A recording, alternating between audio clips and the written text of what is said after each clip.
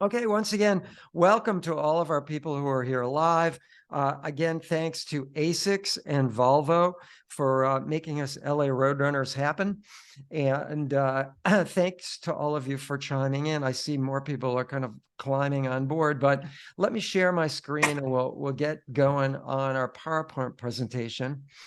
And here we go. Whoops. Hang on.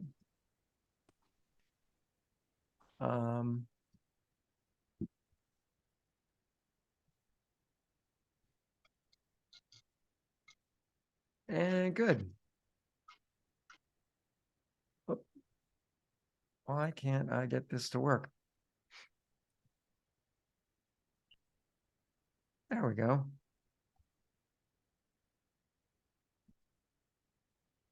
Good. Okay. Let's share the screen. Here we go. And perfect.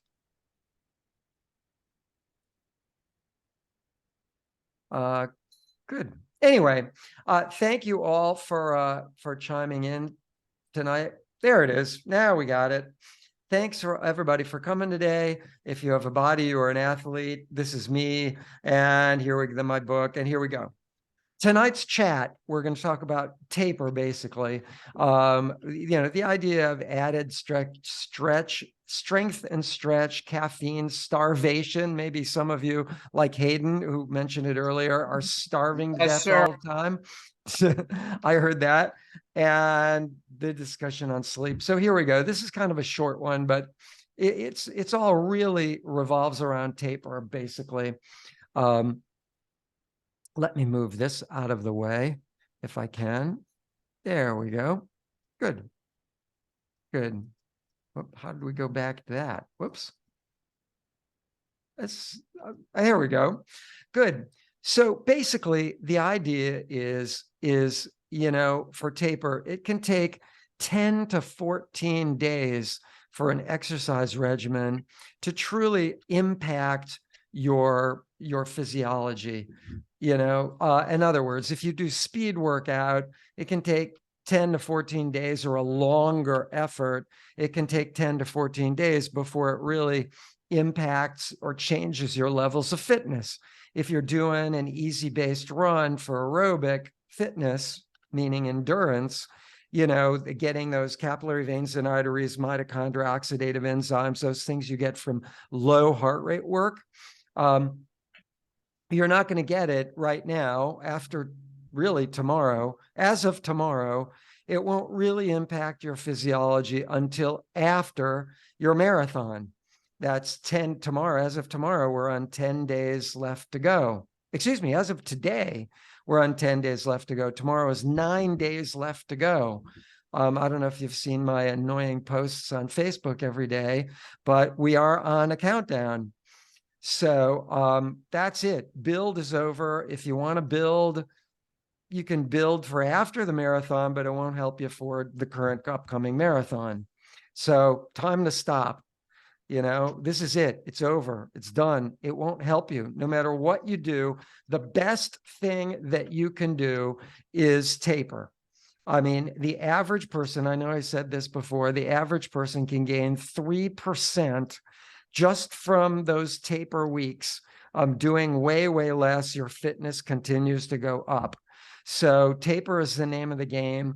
And as one coach I had years and years, decades ago said, whatever you do, this was at the beginning of the season, he said this, whatever you do, don't screw up taper by doing too much.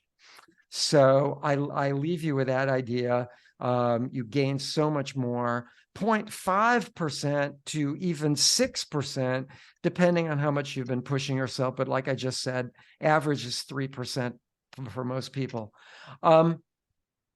So while we're doing way less, like 50% or even less next week of what we did our peak week, which was like a couple of weeks ago, you do want to get in more strength and stretch workouts each week. You want to really try and, to the best of your ability, elongate those muscles with those. Wherever you're tight, get in those gentle 3-minute stretches, 3 minutes, or a minute 30 every day for 6 days a week, or just one set of 3 minutes will more permanently elongate your muscles. Where you're tight, you can just do the area where you're tight and not worry about the other muscles until maybe they get tight, you know? So, anyway, there is that. Whoops, there we go. Good. Okay. So there is that. And try and, like I said, get in like 3 days of strength training as well. Even your legs, your core, your upper body, all good this week. The stronger you are, the more power output you will have on race day, guaranteed. The more power output you have, the faster you go, the easier it will be to get up those hills. So add, even though it's not really in the schedule because I didn't know where each individual had the time to add it, but to best of your ability, add like 3 days of strength training followed by some stretching of like those tight muscles. And when you stretch, like I said, doing that 90-minute per, arm or leg or whatever, 90 second stretch or 3-minute stretch, do 10-second repetitions where you stretch that leg or whatever that muscle is for 10 seconds, then release it and then stretch it again. So there you go. Try and reduce, I know I've discussed this one as well before, but try and reduce caffeine intake by, all the way down to 0 as best as you can. And the reason I say that is if you're going to use caffeine, which is a great source of energy, caffeine during a race will spike your adrenaline. Your adrenaline will cause your subconscious mind to think, oh, I have tons of energy left, even though you may not, and enable you to go faster, farther, and from taking in caffeine. Goo on the course, I'm not sure they're going to have caffeine in the gels that are on the course. So if you want, they will have goo at mile 12 and mile 18. But I don't think they usually have goo with caffeine in it. So if you wanted caffeine in a gel, you'd have to take it yourself. And you may, 2 gels on the course isn't really going to be enough for anybody through the course of a marathon in terms of the carbohydrate intake, which we've discussed and is on a recorded video that's on this, YouTube channel from a few weeks ago, like 3-4 weeks ago, the carbohydrate intake video. But you do want to try and slowly reduce caffeine intake to 0. So we'll have, the sooner the better. Get to 0, the sooner the better, because it will have greater impact when you take caffeine rather than, if you're doing a daily cup of coffee, you're not going to have as much impact from caffeine on race day. And you want that impact on race day. Wean yourself off of all those caffeinated drugs, caffeinated beverages, tea, coffee, all that. They're all good. I'm not saying those are bad things to drink. It's just you want to get off the caffeine so that it'll have a greater impact. Kind of like any drug. If you do a drug long enough, like caffeine, eventually it diminishes in its ability to impact on you, have an impact on you. Anyway. And Hayden, this one's for you. You asked me about this before we even began. Starving. You may be starving all the time. So here are a couple ideas. One, it's great to eat carbs. And yeah, we endurance athletes utilize a lot of carbohydrate. I'll get into that in a minute. But you need to get all of the macronutrients. If you're missing one, I don't care how many carbs you take in. I don't care how much fruit or healthy carbs, whatever, how many bars you consume. If you're not getting all the macronutrients, if you're missing one, you're going to be starving all the time, especially now. because you have recruited more muscle fibers to start firing now than before. And that means you've from going faster and slower, you have these fast twitch muscle fibers, you have these kind of what we'll call middle range, fast oxidative glycolytic muscles that are kind of in the middle. They go fast and slow. And then you have these slow twitch muscle fibers. And, this whole broad range from really A to Z and even beyond that, they've calculated you have all these muscle fibers. So most, like 45% of the muscles in your body on us non-pro athletes are actually recruited to fire at any given time normally. But now you've got even more muscles that are firing. And because they're firing, you need more food to feed this movement of your muscles. Every time a muscle moves, you're utilizing fuel. And most of that fuel comes from carbs and fats. Proteins rebuild muscle tissue. So that's really what's going on. If you're not getting in protein, you're going to feel starving. If you're not getting some healthy fat, you're going to feel starving. Carbs alone won't cut the mustard. I just had a ton of fruit because I just wanted to eat something before we had this talk, and then I'm going to have a meal right after. But I'm still starving, even though I had all those carbs. I had no fat, I had no protein because I just ate some fruit. So here's a ratio that might work pretty well. And you'll notice the protein volume is really kind of low. To be truthful, you really don't need huge volumes of protein, even as an endurance athlete. After the marathon, yes, you want, a fair amount of carbs, like 4-to-1 ratio of carbs to protein. You do want to take in some protein right after the marathon.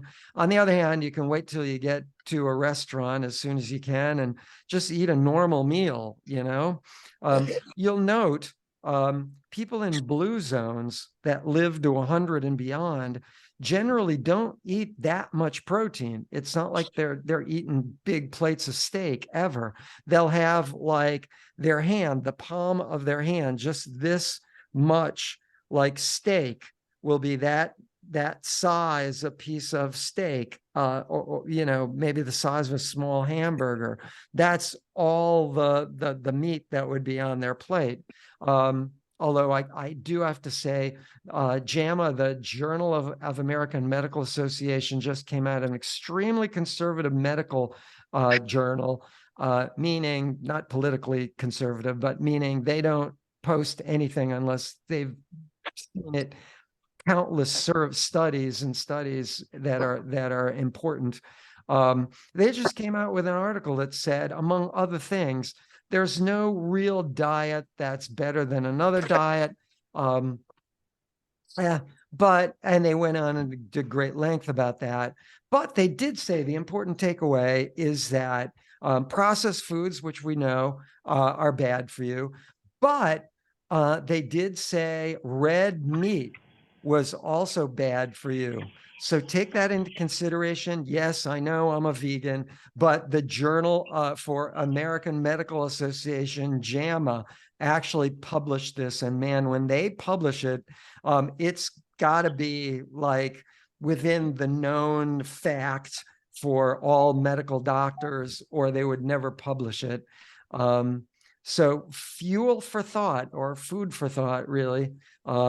Get away from red meat. And the other one I've said a billion times, and then I'm done. We'll take questions from you guys. Sleep 8 to 9 hours from now till the race day as best you can. I know we are all so incredibly busy, but do your best to get 8 to 9 hours of sleep a night. That is actually really critical. And with that, I always say this: train smart and train to win, because if you don't, you won't. And if you do, you just might. I thank you all very much for chiming in, and I will see you all at the finish line.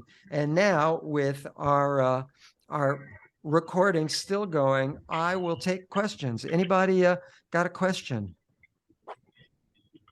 Let me check our chat. There we go.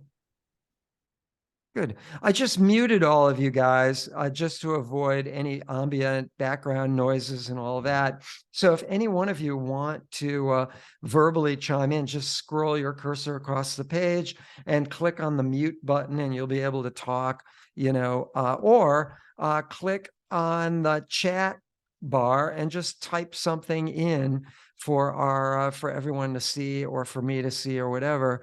What is a major carb? Well, I say major. Really, any carbohydrate is a carbohydrate. Carbohydrates would include really bread, potatoes, fruit. What carbohydrates would be? Vegetables have some carbohydrates in them. Or rice. Yep. Thanks. There you go. Anything kind of like that. Bread would be carbohydrate. There you have it. Hopefully that's a pretty good list. Healthy sources of fat, I think of guacamole, nuts, olive oil would be a good one. Other oils can have a lot of cholesterol, bad stuff in it that clogs your arteries. Oils are notorious for clogging your arteries. It's questionable about olive oil. I'm not sure about that one. That one seems to be a good one. But there you go. Carbo load meal the week of the race, or just continue stock up on carbs, fat, and protein during these next 2 weeks. Oh, you know what I forgot to mention is in my little PowerPoint thing, it did say carbs at about 60% of your daily intake, fat at about 30% of your daily intake. And I did talk about fat as being a reduced small part of your daily intake, but protein would be only 10% of your daily intake. That would about kind of sum up what you need for daily food, your macronutrients, carbs, protein, fat. Should we also be avoiding sugar right now? Well, sugar, whoops, let me go back up to the top here. Did I miss anything? Good. Okay. Oh, Lena says, should we have one big carbo load meal the week of the race, or just continue to stock up on carbs, fat, and protein during the next 2 weeks?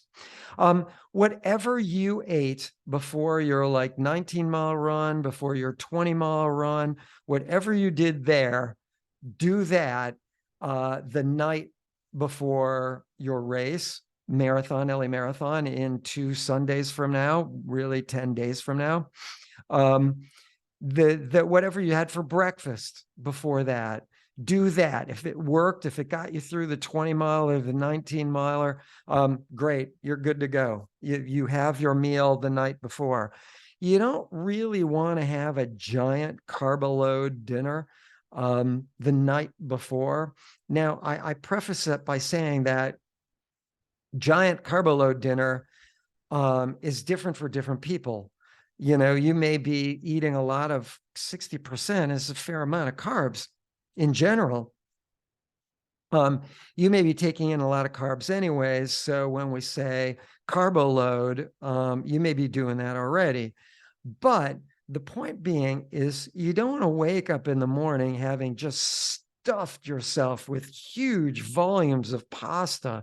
There are other things besides pasta that are carbohydrates, like we just mentioned, rice and potatoes and all that. I'm surprised I didn't mention pasta, but in that earlier list.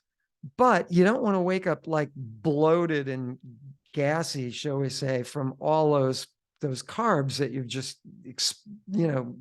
stuffed into yourself the night before, and kind of roll out of bed feeling like you're just this bloated balloon, stuffed. So be careful. That's why I say, what you've done in the past, that's kind of the trial and error of this whole thing. If it worked, great. If it didn't, you kind of get an idea of what will work and what doesn't work. If it's too much, it's too little. Keep in mind, we will have, 3-4 hours before you have breakfast and before we actually start the run. You do want to get to Dodger Stadium. Race starts at 7 o'clock. We're going to go out there we're going to start heading out there at about 6:15. We'll have the little quickie warm up, the talk, the quick picture. We'll go out there like 6:25, 6:30.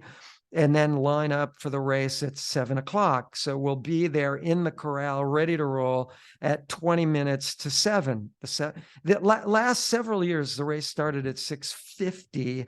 This year, it's starting at 7 o'clock, 10 minutes later. I'm not sure why, but that's this year, 7 o'clock. For us, the men, pro athletes, and the rest of the field, we all start at 7 o'clock. The women start about 12 minutes before that. The hand crank and wheelchair people start, 10, 20 minutes before that. So when you go out there at 7:30, you may hear the first wheelchair people going out and the horn going off and all of that. They don't use a gun anymore. Even though it was a cap gun, just scares people. They have a horn. But you may have that horn and they're off. So don't worry. It's, we go off at 7.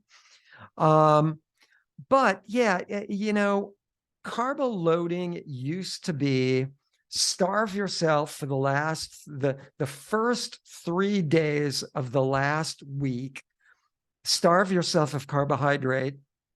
And then the last 3 days of the last week, right before the race, leading up to the race, last 3 days, then just carbo load tons and tons of carbohydrate. Well, we found that that's kind of silly and doesn't really work that well. And the timing of that has to be so individualized. You really need a nutritionist to work with to kind of figure that out, to get it right. So we don't really do that anymore. Really the best, unless you're working with a nutritionist, the best thing that I could say is eat healthy, well-balanced meals. Hayden, sorry, Cheez-It crackers may not be the best full, well-balanced meal, even though it's got cheese and carbs. I think I hear you crunching. But eat well-balanced meals with a fair amount of food. Even it's quite common to put on about a pound and a half during the final weeks of taper, and that's fine. You're going to utilize it on race day throughout the marathon. That's not a bad thing. Yes, the biggest resource we utilize is fat. If you get too high a heart rate, if you go too fast, I see those Cheez-Its, Hayden. If you get going too fast, too high a heart rate, you start using carbs in the form of glycogen, and you can hit the wall or bonk, same thing, by going too high a heart rate too long. So you do want to use more fat as a resource for fuel, which so you gain a pound or whatever, you'll use it. So hopefully that answered that question. Yeah, I'm not the huge fan of carbo loading. For one thing, you don't really want to do that during the season, especially because you find that you're training your body to utilize carbs and not fat. You want to train your body to use fat. The last couple days, if you take in a little more carbs than normal, okay, not uncommon, but don't need to overdo it. You want to continue have your body utilize fat. It's an important resource, macronutrient for us on race day. Should we also be avoiding sugar right now, like how we're holding back on caffeine? No. Sugar is a form of carbohydrate. As long as you're not eating tons of, bars tend to have a little more sugar in them, and fruit and, cookies and cake and all that stuff. I'm hoping I'm not making anyone like crave bad food here, but, avoid the bad stuff. Um, and avoid too much sugar, too much in the form of carbohydrate. Yes, you want more carbs at 60% than the healthy fats and proteins, but you don't want to go crazy with sugar. You don't necessarily have to hold back. Hopefully that makes sense.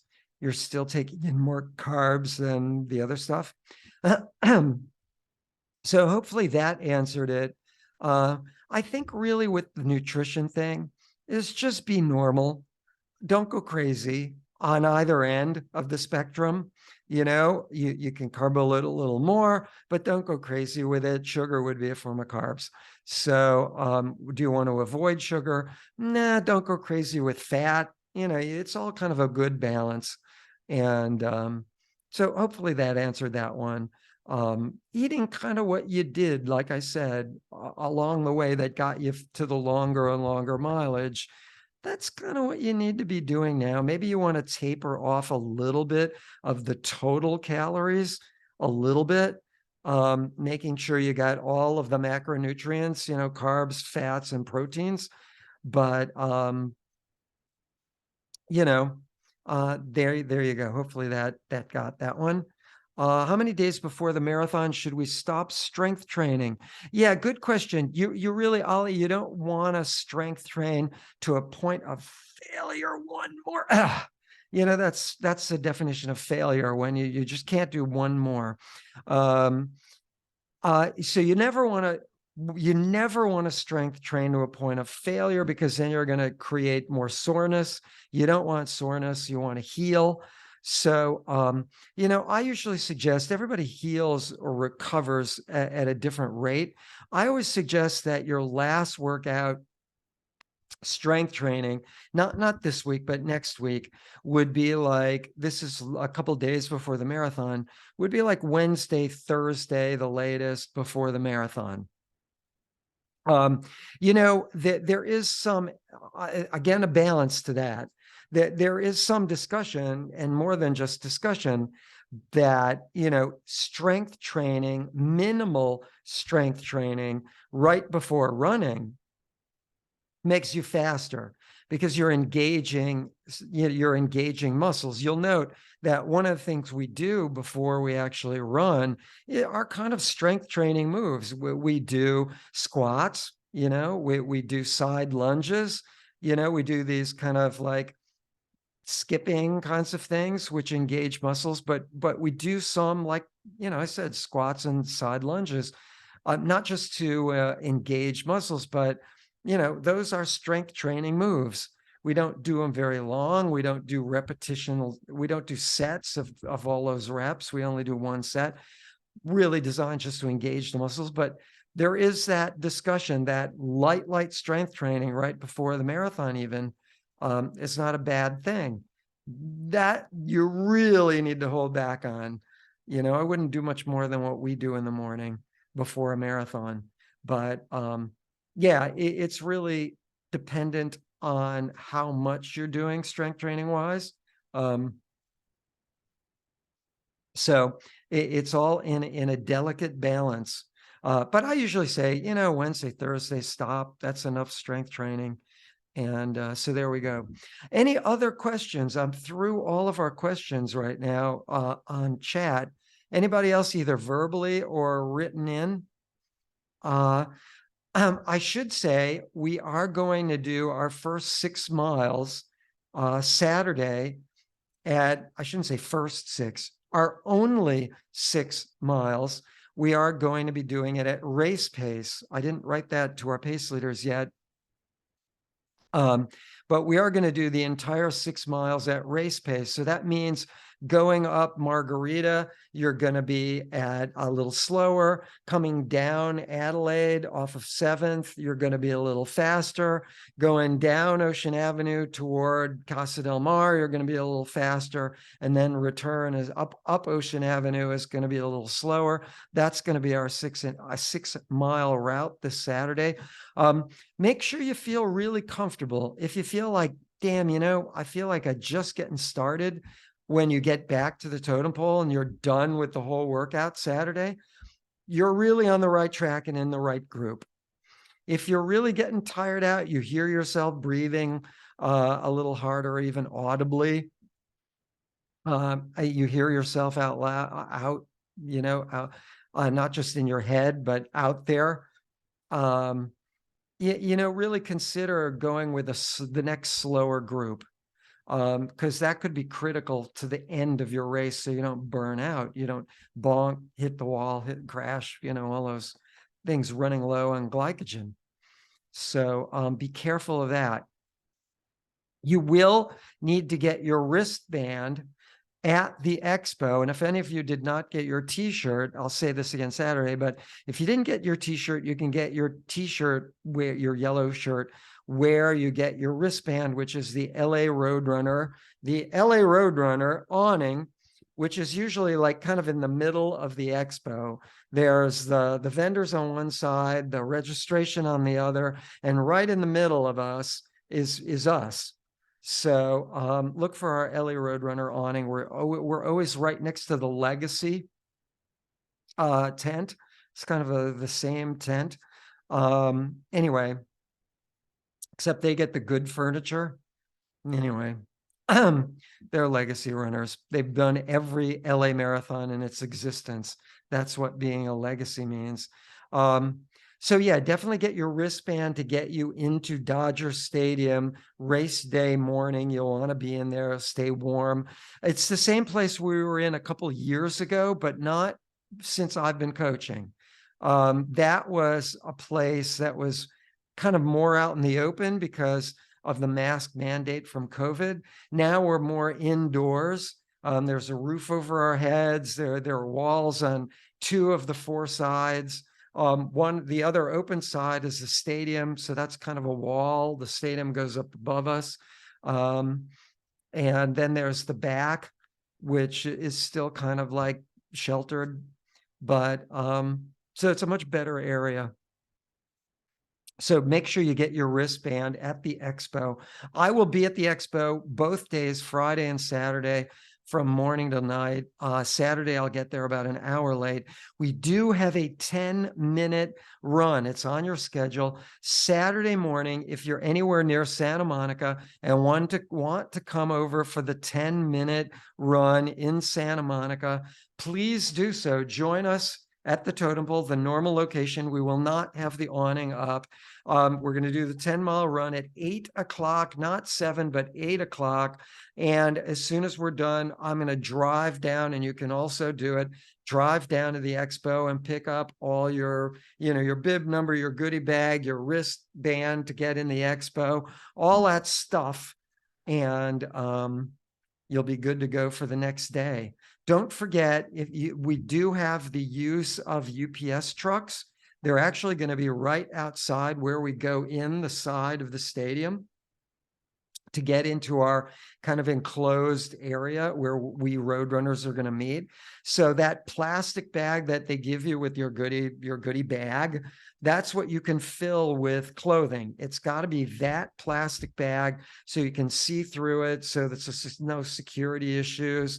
And put your bib number on the inside so you can see it right inside that plastic bag, so it's showing through. So your bib number, I think there's a little tear off on the bottom of your bib number that fits on your shirt, right? And you can put the little tab inside the clear plastic thing, the bag, and make sure something's up against it so it'll show through.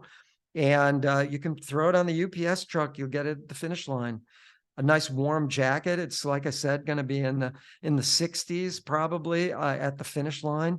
So you may want a jacket. Your body your body cools off very quickly after you stop, and you may find even 68 degrees is really cold because you're all sweaty and whatever. So you may want a coat after you finish. Easy, just throw it in that clear bag, put your number on there, and you're good to go. You can even write your number on those little white squares on the outside of the bag with a magic marker, an indelible magic marker that won't wipe off. So there you go. Any other questions? I don't see anything new in the chat. Any verbal questions, anything else that I can answer? Hopefully I've kind of gone over race day stuff. And next week, I'm just going to go over recovery. What do you do after the LA Marathon? A lot of tips and stuff. Anyway, and by the way, we have a lot going on after the LA Marathon. We have the potluck Saturday after the Sunday LA Marathon at 7 o'clock at the Totem Pole. Please bring your medal and a dish of food. It could be store-bought, half-pound chopped fruit, or a half a dozen bagels, or a gallon of juice, or a thing of pre-made Ralph's pasta or whatever. Could be anything. But we will do that Saturday. The LA Running Club is going to sponsor this Saturday after the LA Marathon. And then the Saturday after that, we're all going to go after the run in the morning with the LA Running Club at about 11 o'clock. We are scheduled for a mob to show up at El Cholo restaurant on 11th and Wilshire. You can kind of park a little bit in the neighborhood and walk a block or two over for free, or park valet with them. But we're going to meet at El Cholo to just have a giant, massive brunch. Everybody will have their own little tab or whatever, and we'll do it. It'll be a mob upstairs, probably in the back. We've done this before. They know us. They said, "Oh, sure, you guys, we know you." So that's 2 Saturdays after the LA Marathon. So a lot going on, and it's not ending with the LA Marathon. There you go. And then we're going to have some more stuff during the summer, and I'm going to try and make it out to most of the LA Running Club runs that start really the Saturday right after we Roadrunners end. So there you have it. That's all I know in life today. Any further verbal or written questions? I don't see anything. Did I miss anybody? Good. Any more questions going once? Going twice? Going 3 times? Well, I'm going to turn off the recording. I will stay on just for a moment more, or if anybody has any questions. You're about to hear the voice stop recording. So if you're live and have something, stay on. Otherwise, if you're listening to this recording, it is about to end. Thank you, if you're listening at home, for chiming in and watching this recording. And to all of you, I say good night. See you at the finish line.